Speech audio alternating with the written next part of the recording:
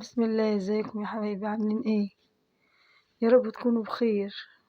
هنعمل ايه بقى النهارده؟ ان شاء الله نعمل البسكوت بتاع الشاي.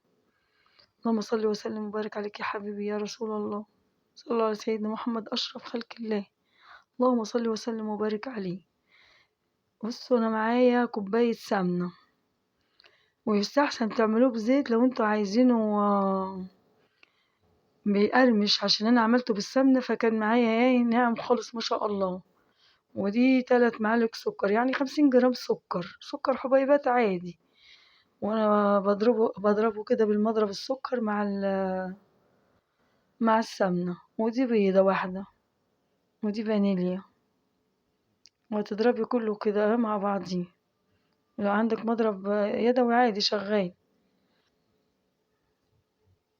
وده دقيق، ده دقيق، نص كيلو دقيق، عليه 3 معالق نشا، ونص على النبي،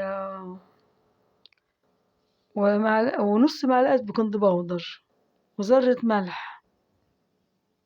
يبقى دقيق عليه 50 جرام، 3 معالق نشا، يعني برضه 50 جرام. يرحمكم الله. معلش، واحدة عندها برد. يبقى حطينا كوباية سمنة، وانت بقى حطي لو عايزة مقرمش زي ما بقولك كده. لا والله، أمي من جنبي. أمي لو لقيتي العجينة مفرولة معاكي، هتحطي معلقتين لبن تلمي بيها العجينة، أو معلقتين مية، لحد ما العجينة تبقى لمة معاكي كده.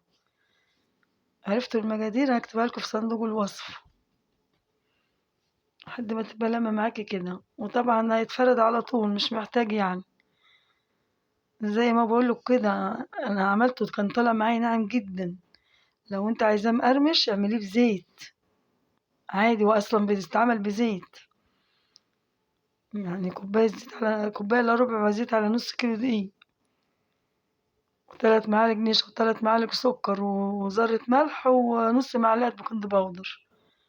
وطبعا هتسويه كله كده، هنسوي الأطراف، وقطعيه بقى بأي أشكال عندك. أنا بقى ما كانش عندي اللي هي المدورة دي قطعت بيها، وقطعته مربعات بالسكينة، وعملته بالشوكة زي ما انتوا هتشوفوا كده. وبصراحة كان تحفة ما شاء الله، ونص كيلو اللي أنا عملته يعني بسم الله ما شاء الله. حطوه كلوه وهم قاعدين ما شاء الله، كان جميل جدا. بس هي الفكرة، بس بقولك لو عايزاه حبيبتي مقرمش اعمليه بزيت، لأن هو أصلا في الأساس بيتعمل بزيت. أنا عاملاه قبل كده من بدري، وعاملاه بزيت برضه كان جميل. عاملاه بني في أبيض، تحفة.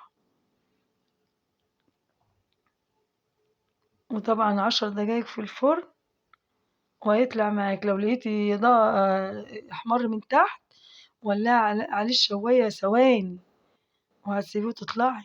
انا لو سبت الحاجة وطلعت من المطبخ يعوض ربي. عشان بنسى.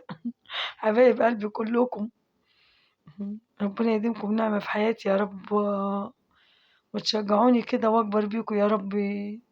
التعب اللي الواحد بيشوفه ان شاء الله كده خير يا رب. وبشكر كل الناس اللي دخلت لي الجديدة، اخواتي وحبايبي كلكم كده على راسي من فوق، والله تسلمولي.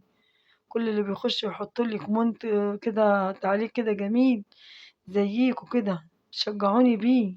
احلى اخوات واحلى حبايب. بس اي شكل عندك هتعملي بيه. انا عملت مدور ومربع زي اللي بيتباع بره. ما شاء الله علينا احنا المصريين ما بنغلبش.